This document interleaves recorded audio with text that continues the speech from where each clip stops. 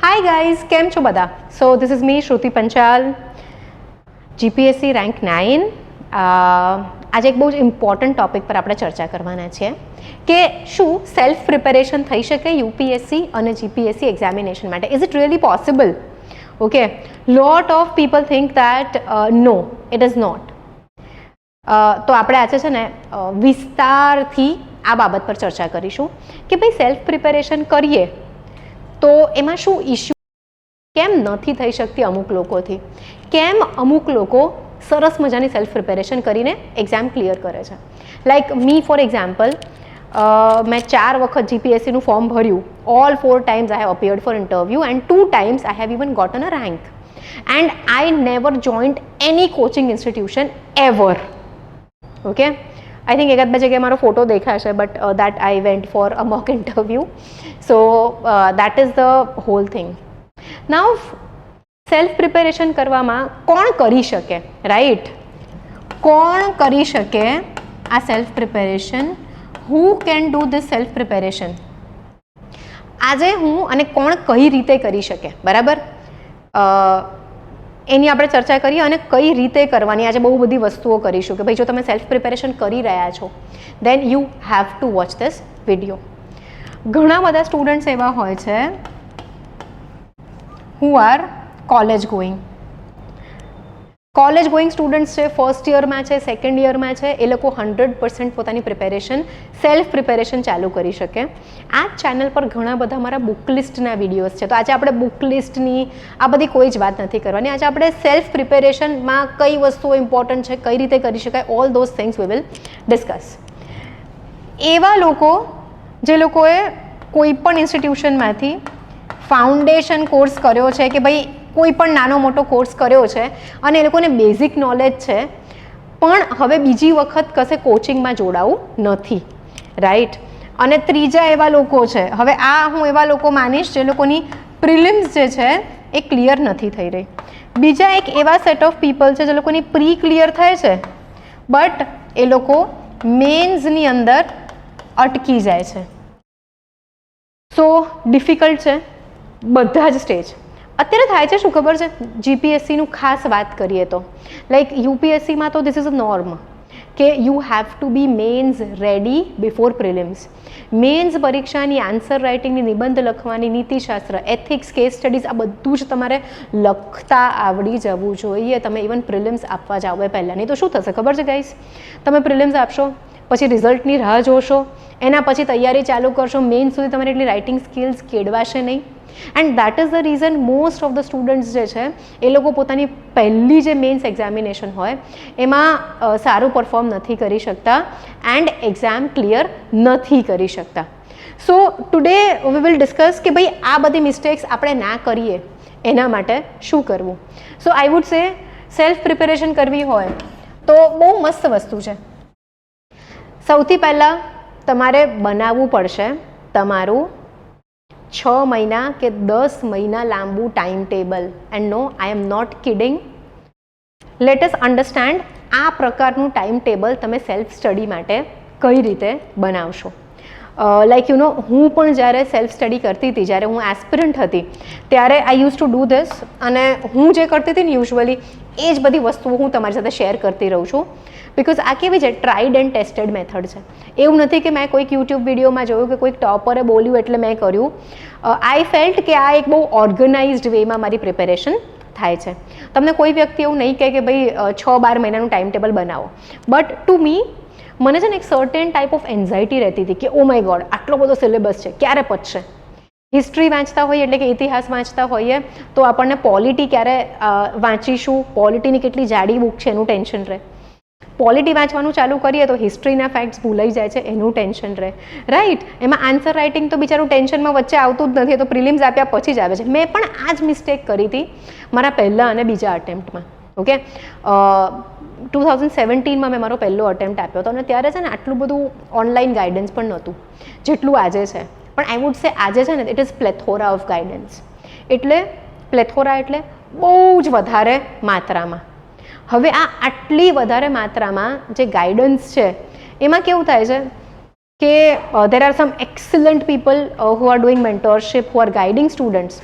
પણ સાથે સાથે એવા પણ આપણને મને વિડીયોઝ ઘણી બધી વખત જોવા આવતા હોય છે કે ભાઈ students who have been very unsuccessful in clearing their examination, બરાબર, ક્યાં તો પછી પ્રિપેરેશન કરતા જ નથી પણ માર્કેટિંગ આવડે છે, યુટ્યુબમાં કઈ રીતે બોલવું, કઈ રીતે વિડીયો બનાવો તો તમને વધારે સારો રિસ્પોન્સ મળે, આ બધું જેને આવડે છે, બરાબર, એ લોકો.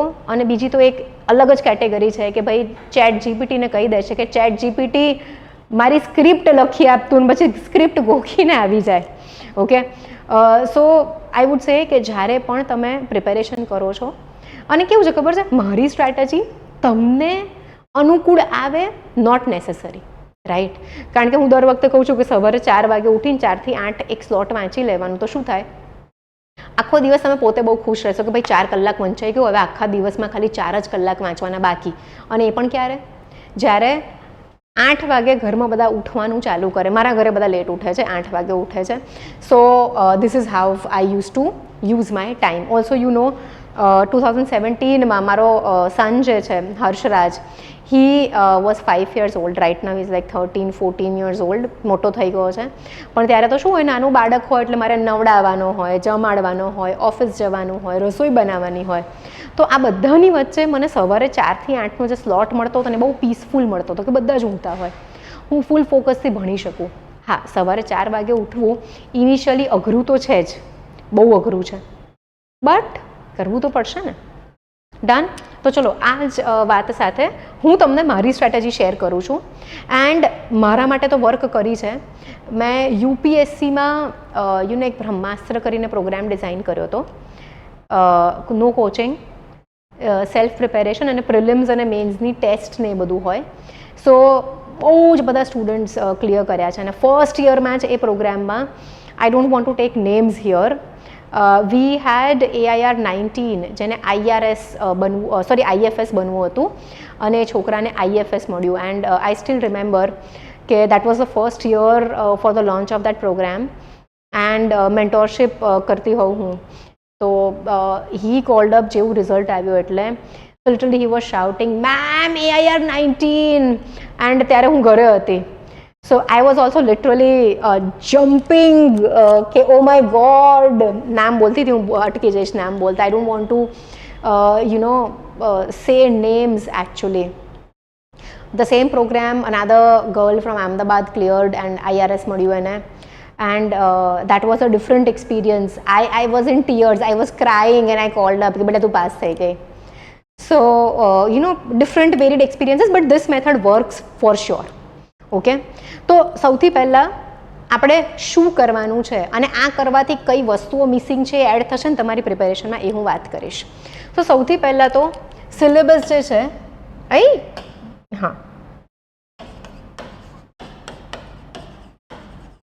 સિલેબસ જે છે એનું શું કરીશું આપણે, માઇક્રો લિસ્ટિંગ કરીશું. ઓકે, માઇક્રો લિસ્ટિંગ કર્યા બાદ, સે ફોર એક્ઝામ્પલ મારી પાસે અત્યારે હિસ્ટ્રી એટલે કે ઇતિહાસ મારે માઇક્રો લિસ્ટિંગ કરવું છે. તો ભાઈ IVC એટલે કે સિંધુ ખીણની સભ્યતા, એની અંદર હું ડિવાઈડ કરીશ આને. પ્રિલિમ્સ અને મેન્સ બંનેનું માઇક્રો લિસ્ટિંગ હું એક સાથે કરીશ. અને દરેકે દરેક ટોપિક હું પ્રિલિમ્સ અને મેન્સ આ બંને સાથે તૈયાર કરીશ.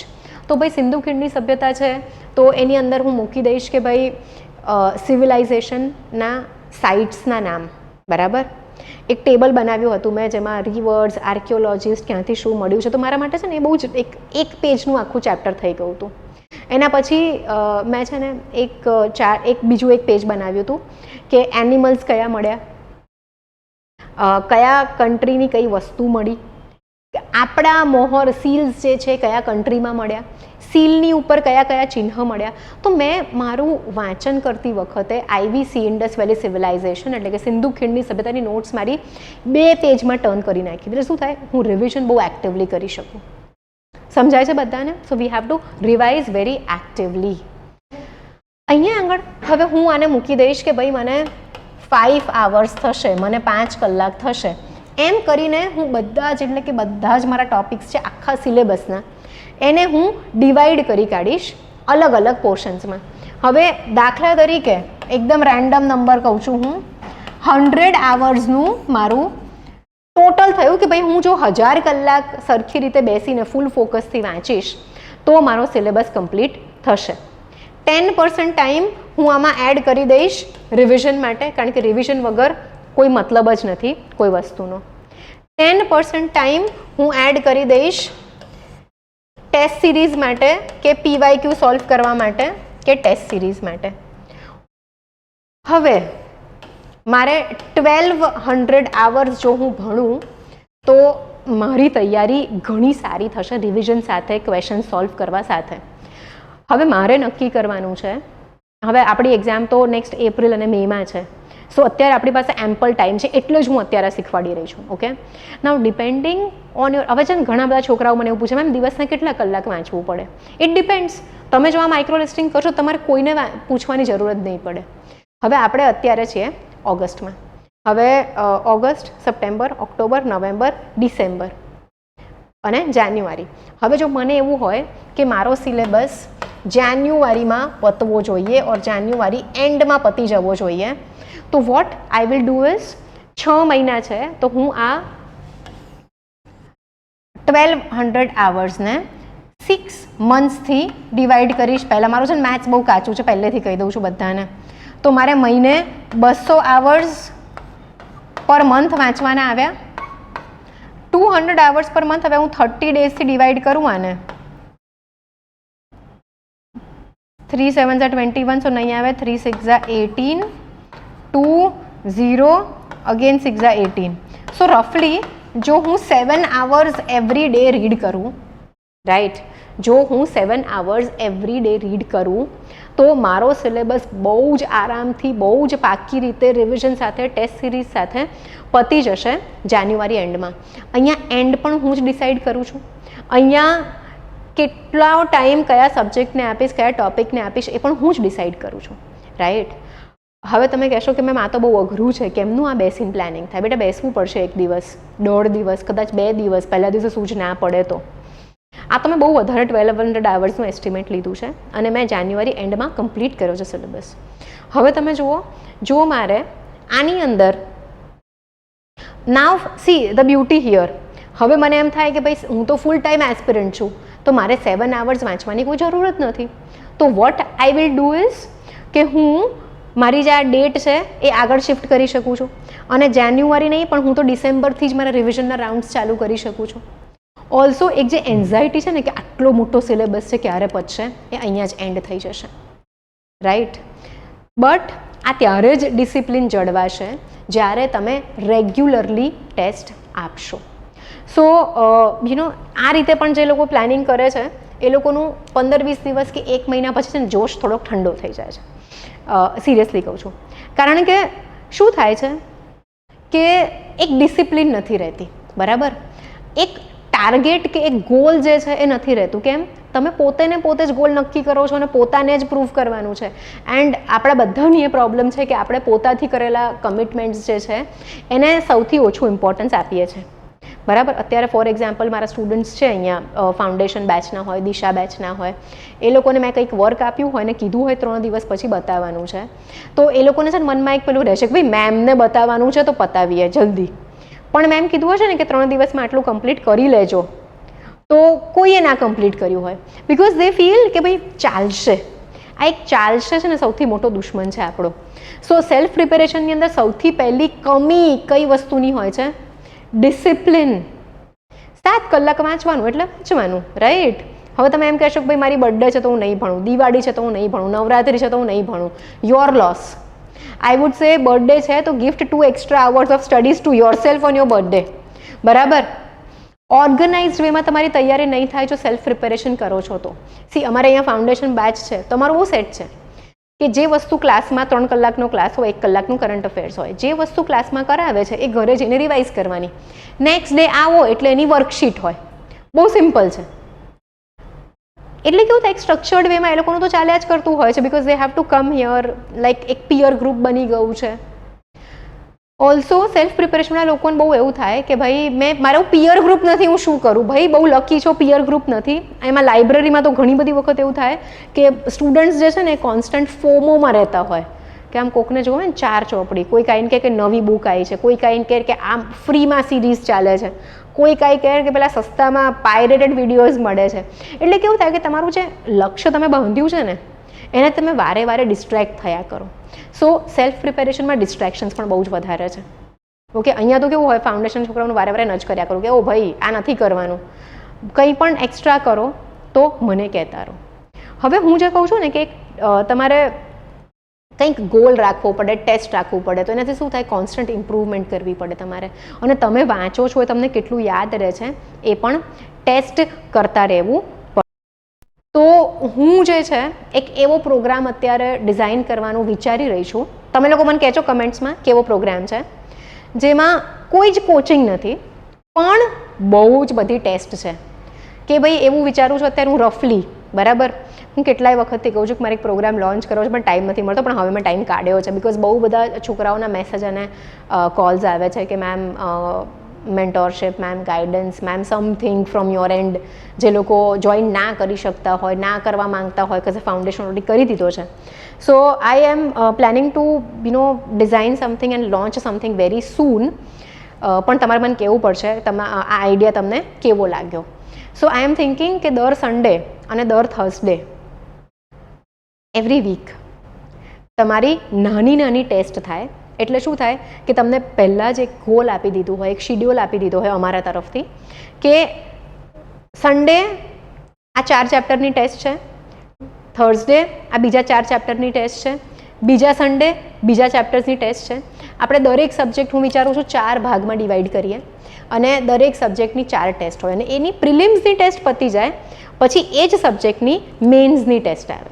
સો ડોન્ટ વરી, આમાં આઈ એમ પ્લાનિંગ કે એક સુપર મેન્ટોરશિપ એટલે ઝીણી ઝીણી વસ્તુઓ માટે તમે કોલ ના કરી શકો બટ ઓવરઓલ તમને ગાઈડન્સ મળતું રહે એ પ્રકારનું એક આખું હું પ્રોગ્રામ ડિઝાઇન કરવા જઈ રહી છું.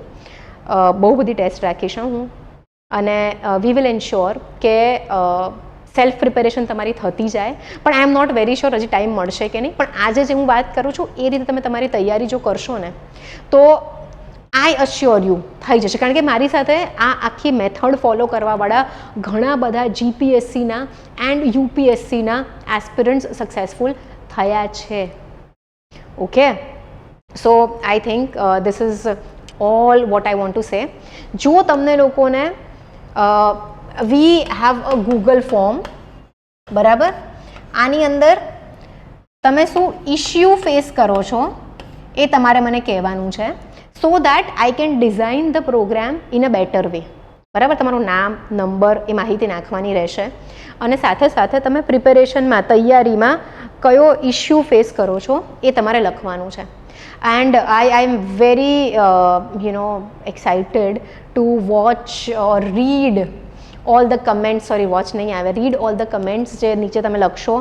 એન્ડ આ ફોર્મ જે છે એનો એક્સેસ ખાલી મારી પાસે. ઘણી વખત કેવું થાય કે છોકરાઓ છે ને યુટ્યુબમાં કમેન્ટ બહુ ડિટેલમાં ના કરે કારણ કે it is visible two every one. But this form is one place જેમાં તમારી જે પણ ઇશ્યુઝ આવતા હોય પ્રિપેરેશનમાં, જેમ કદાચ તમે કોઈને કહેતા ખચકાતા હો એ આમાં લખી શકો છો.